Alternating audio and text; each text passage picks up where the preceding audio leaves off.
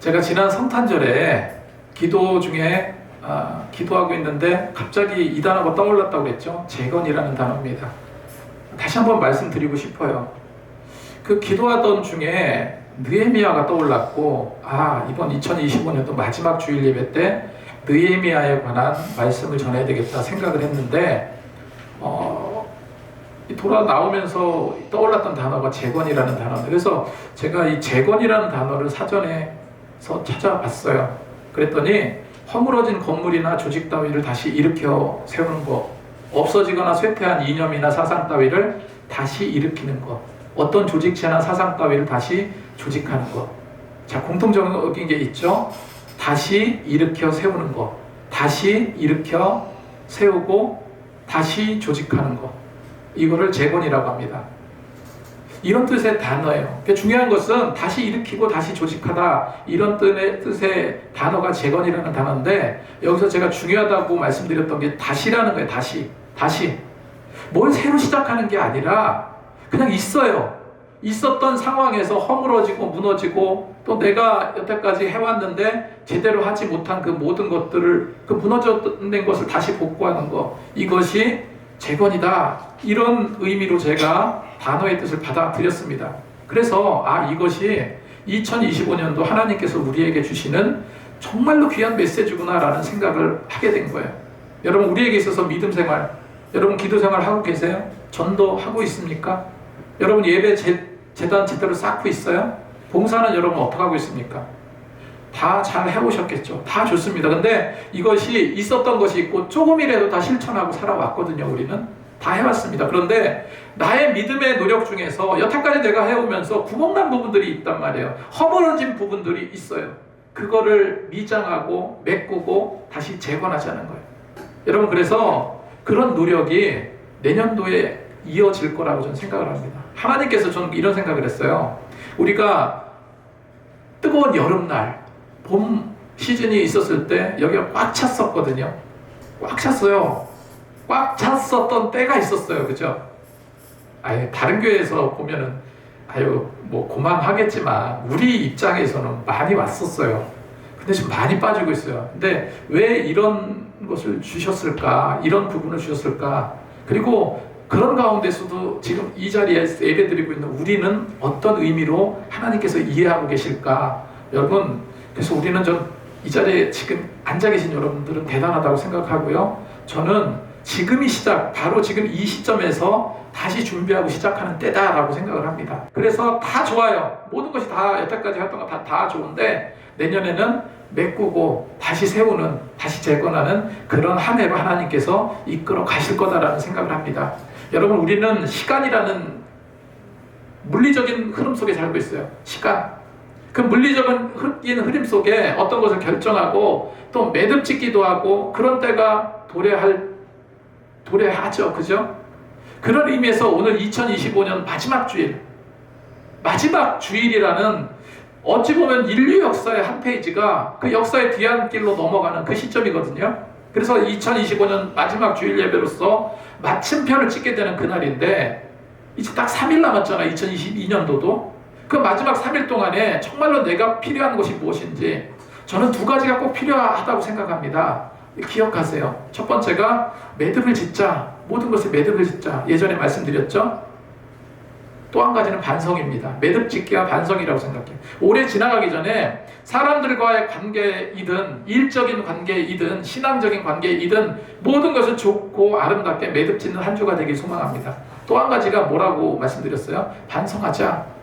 내 개인적으로, 가정적으로, 직장이나 관계적으로, 신앙적으로, 이건 뭐 잘잘못을 가리자, 내가 이거 못했다, 이거 잘했다, 이거 따지자는 것이 아니라, 오늘의 반성이 없다면 내일을 제대로 설계할 수 없는 겁니다. 오늘 반성해야지 다음에 대한 의지가 생기는 거예요. 그래서 나를 돌아보는 시간을 가지고 나가기 원한다. 이렇게 3일 동안 여러분 깊이 뭐라고요? 매듭짓기와 반성. 그렇게 하고 수요일 저녁에 송구영신 예배 때 여러분 오셔가지고 하나님께 더 귀하게 나가는 그런 시간이 되었으면 좋겠다라는 생각을 말씀을 드립니다. 제가 무너진 성벽을 다시 세우라. 아까 재건의 단어의 말씀을 드렸는데 이런 제목으로 말씀을 전하고자 하는데요. 오늘 이 본문의 배경이 되는 때가 기원전 444년경이에요. 예루살렘은 처참했어요. 바벨론이라는 대형 제국이 이스라엘을 침공했거든요. 그래서 쑥대밭이 되고 완전 초토화돼 버려요. 그리고 BC 586년도에 이스라엘은 바벨론에서 멸망당합니다. 그래서 이스라엘 백성들 어떻게 돼요? 바벨론의 포로로 끌려가요. 그리고 다시 고레스를 통해서 다시 이스라엘로 돌아오게 됩니다. 와봤더니 처참해. 농사 하나 지을 땅이 없을 정도로 힘들었습니다. 울면서 땅을 갈았잖아요, 이스라엘 백성들이. 그리고 그 바벨론 침공 당시에 무너졌던 성벽이 그대로 있는 거예요. 시대적인 상황. 100년이 넘도록 그대로 방치되어 있었습니다. 성벽은 여전히 허물어져 있었고 불에 탄 채 방치되어 있었고, 이건 단순한 건축물의 붕괴가 아니었어요. 그 이스라엘이라는 그 공동체의 자존감이에요. 영적인 방어선이 완전히 해체돼 버린 그런 상황을 의미한다는 겁니다. 여러분, 이들의 무너진 공동체를 어떻게 해서라도 세우려는 그 물리적이고 영적인 재건과 개혁의 시기가 있었지만 제대로 되는 것은 아무것도 없었어요. 우리가 그렇잖아요, 매번. 아니, 신앙생활 하는데 나름대로 노력하는데 왜 제대로 되는 게 하나도 없어? 여러분, 제대로 되는 게 하나도 없는 것이 아니라 내가 그렇게 느끼고 있는 겁니다. 아무리 힘들고 어려워도요, 다 죽고 못 산다. 세상에 이렇게 망해가고 경제는 붕괴되고 그런다 하더라도요, 여러분, 잘 사는 사람, 성공하는 사람 없습니까? 있어요. 북한엔 재벌이 없겠습니까? 북한에도 재벌이 있어요. 근데 북한 재벌들은 영상을 보니까 돈을 몰래 숨겨놓는데요, 다른 계좌로. 그리고 못 산다는 걸 드러내야 된대.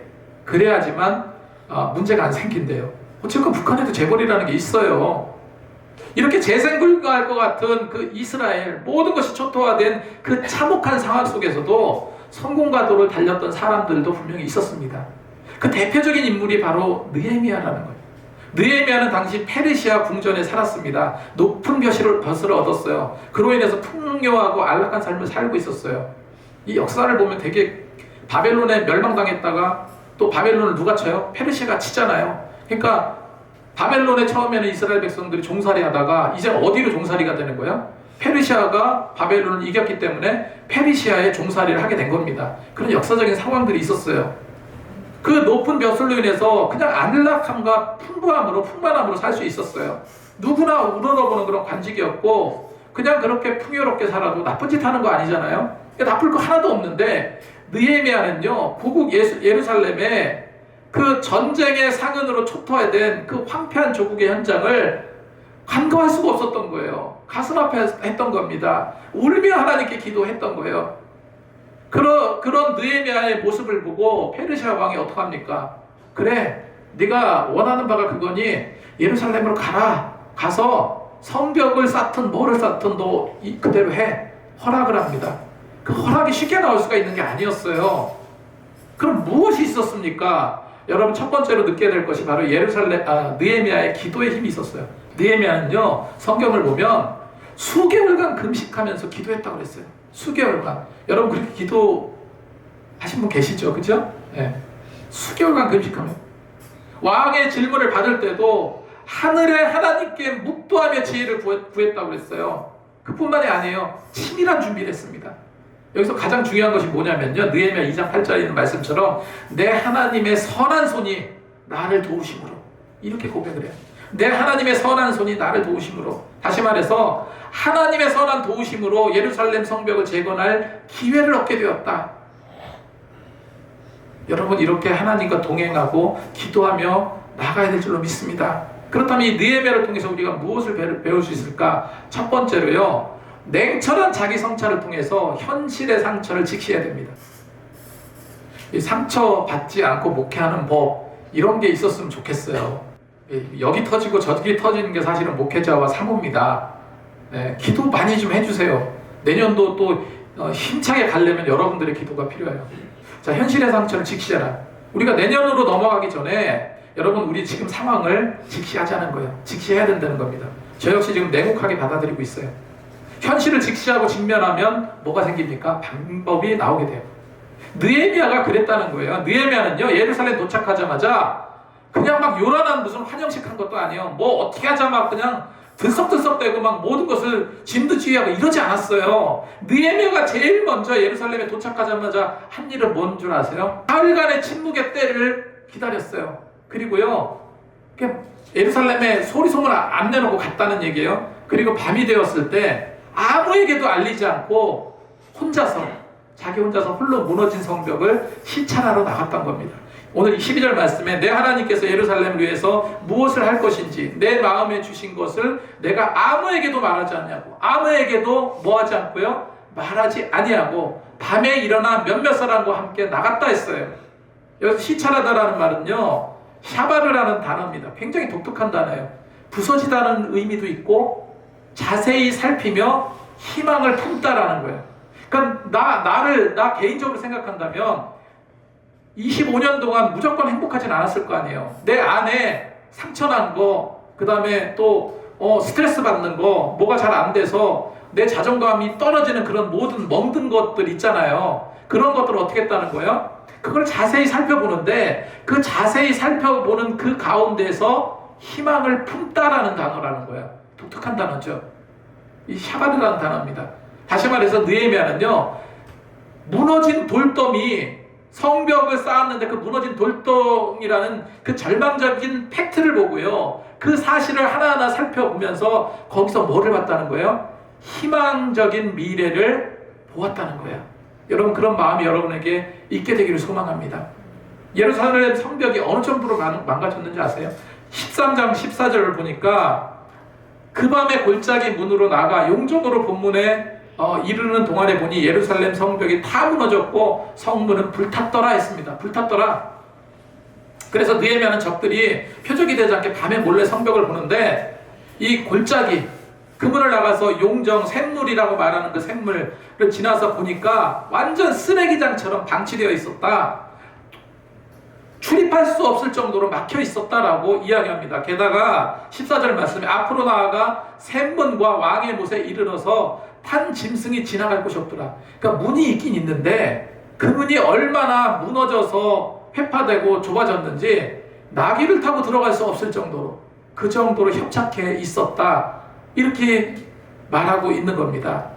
그래서 성벽은 적의 침략을 대비하기 위해서 탄탄히 세워야 되잖아요. 성벽이 무너지고 문이 부서져 내린 이 상태, 여태까지 이랬는데, 그러니까 어떤 일이 생기겠습니까? 자꾸 외부에서 도적대들이 들어오는 거예요. 도적대들이 무너진 성벽 사이로 숨어 들어와서 열심히 선량하게 사는 백성들 가서 뭐 양식도 약탈해가고 짐승도 잡아가고 이런 일들이 계속 벌어진 거예요. 처참한 상태로 무너져 내린 거, 이거를 느헤미야가 봤다. 이런 현실을 우리가 직시하자는 겁니다. 개인적으로든 관계적으로든 가정적으로든 교회적으로든 이거 직시해야 됩니다. 만약 25년까지 우리 기쁨에게 현실이 이같이 여기셨다면 여러분, 이제 복구하고 재건할 2026년도를 우리가 기대하자는 얘기입니다. 할렐루야. 그냥 멀거니 보고 방치하면 안 된다는 거예요. 25년도 아쉽고 후회되는 일도 있으시겠지만 여러분, 무너져 내릴 것 같은 20년, 이 믿음의 벽을 어찌해야 될까요? 그냥 바라만 봐서는 안 될 것이고, 여러분 어떻게 해야 됩니까? 직시했다면 고쳐내고 재건해야 한다는 거예요. 올해 한 해를 돌아보면 어땠습니까, 여러분? 내가 좀 영적으로 게을러졌습니까? 관계에 어떤 파편들이 있었어요? 느헤미야가 밤에 시찰하러 나갔듯이 타협했던 모든 가치관들을요, 여러분 냉철하게 분석하셔야 됩니다. 냉철하게 분석하는 느헤미야와 같은 밤의 시찰이 필요한 거예요. 이사야 1장 16절 말씀에 너희는 스스로 씻으며 스스로 깨끗하게 하여 내 목전에서 너희 악한 행실을 버리고 악행을 그치라 했습니다. 직면하시기 바래요. 여러분, 이런 겁니다. 내 무너진 성벽을 내가 돋보기 같은 거, 내 마음을 상태를 본단 말이에요. 직면해서 나를 보면은 그 나의 자만이 비로소 하나님의 재건 계획에 참여할 수 있다는 사실을요, 여러분 하나하나 소망으로 보게 될 겁니다. 25년 잔해 안에 숨겨진 거, 여러분 여러 가지 25년 동안의 아픔도 있고 고통도 있고 상처도 있는데 이 모든 것을 왜 외면하지 않아야 되는 줄 아세요? 그곳이 바로 하나님이 새 일을 하는 시작점이기 때문에 그렇습니다. 그렇게 믿고 나갔으면 좋겠어요. 자, 두 번째로 무너진 내 심령의 벽을 재건하기 위해서 우리 어떻게 해야 될까? 우리는요, 공동체의 마음을 하나로 묶는 거룩한 공감대가 형성돼야 될 줄로 믿습니다. 그래서 우리 한 마음으로 거룩한 공감대를 형성하자. 그래서 느헤미야는요, 자기 혼자 어떤 일을 해내는 그런 영웅주의에 있지 않았어요. 그가 밤의 시차를 통해서 얻은 확신은 뭐냐면요, 아, 되겠다, 될 수 있겠다, 이렇게 해내야 되겠다, 그런 결론을 얻었던 거예요. 그래서 유다 지도자들과 백성들을 향해서 가슴에 울리는 호소를 합니다. 17절 말씀에 후에 그들에게 이르기를 우리가 당한 곤경은 너희도 보고 있는 바라. 예루살렘이 황폐하고 성문이 불탔으니 자, 예루살렘 성을 건축하자. 다시 수치를 당하지 말자 하고 했어요. 다시 수치를 당하지 말고.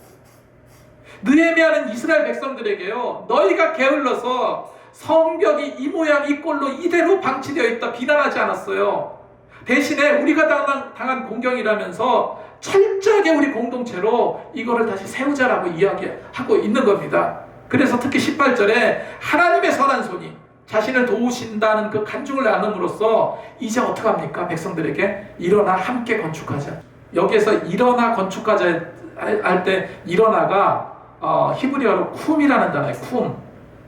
다시 일어설 때 쓰는 단어인데 우리가 잘 알고 있는 게 바로 예수님께서 소녀에게 달리다 쿰 했잖아요. 그죠? 달리다 쿰. 쿰은 일어나라는 뜻이에요. 2026년도에 정말 이런 쿰의 역사, 일어나는 역사가 일어나야 될 줄로 믿습니다.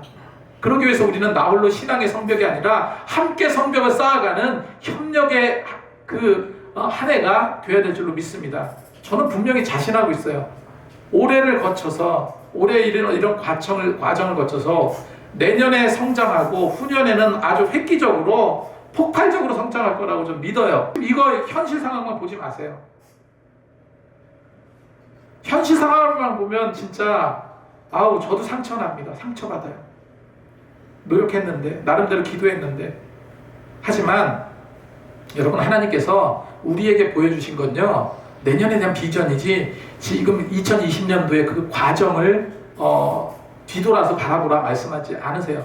전도서 4장 9절 12절 말씀에 두 사람이 한 사람보다 나음은 그들의 수고함으로 좋은 상을 얻을 것임이라 세 겹줄은 쉽게 끊어지지 아니하리라. 협력의 과정을 겪기를 바랍니다. 자, 세 번째로 하늘에 하나님이 주시는 형통함으로 우리 대적들을 공격하고 돌파해 나가기를 원합니다. 자, 모든 일에는요, 우리가 어떤 일을 하든지 항상 그 일에는 시험이 따르고 고난이 따라요. 어려움이 따릅니다. 사업을 해서 성공 가도로 달리다가도 어느 순간에 부도 직전에 가게 되는 그 위기 상황이 누구에게나 있어요. 마찬가지로 사람 간의 어떤 관계도 마찬가지. 결혼 생활했어요. 너무나 행복하고 그런 꿈을 꾸고 나갔는데, 그런데 어느 순간에 위기가 오기도 하죠. 갈등이 생깁니다. 또 갈등의 금이 벌어져서 나중에 이혼하니 뭐하니 이런 얘기 나오잖아요. 그죠? 이런 부분이 있어요. 어디에? 느헤미야가 이 성벽을 재건하고자 이런 용기를 가지고 하자 그랬는데 즉각적으로 외부에 반발이 생기기 시작합니다. 그 주변에 산발라, 도비야, 게셈이라는 대적들이 나타나서 느헤미야를 비웃고 업신여깁니다. 너희가 페르시아 왕을 배반하고 이게 무슨 짓이냐 하면서 정치적인 모함과 그냥 심리적 압박을 주는 거예요. 심리적 압박. 너는 할 수 없다. 너희는 도저히 할 수 없다. 여러분, 우리 삶에서도 선한 결정을 내릴 때 환경의 저항이나 내면의 두려움이 오기 마련입니다. 여러분, 이때 느헤미야는요, 그들과 논쟁하지 않았습니다. 아예 옳지 않은 거, 아예 부정적인 거 듣지도 않고 보지도 않았어요. 뭐로 승부했습니까? 신앙의 본질로 승부했어요. 느헤미야 2장 20절 말씀, 내가 그들에게 대답하여 이르되 하늘의 하나님이 우리를 형통케 하시리니 그들의 종들인 우리가 일어나 건축하려니와. 하나님이 형통케 하신다고 그랬어요. 하나님이 잘되게 하시는데 기껏 너 따위가 뭘 그런 걸 가지고 왈가왈부하냐, 이 얘기를 하고 있는 겁니다. 여러분, 형통케 하다라는 것은 찰나으라는 단어인데 고난이 없다는 뜻이 아닙니다. 고난이 없다는 뜻이 아니에요. 고난은 있어요. 엄청난 고난이 있어요. 근데 그런 뜻이 아니라 하나님의 목적이 이런 고난과 장애물을 뚫고 반드시 성취시키신다는 그런 역동적인 돌파를 의미하는 단어가 바로 찰나흐란 단어예요. 그래서 느헤미야는 대적들에게 너희는 예루살렘에 아무 기업도 권리도 기업되는 것도 없다라고 단호히 선언을 하면서 성벽 재건에 몰입합니다. 내년도 우리 뭐 어떻게 해야 되겠습니까? 몰입해야 돼요.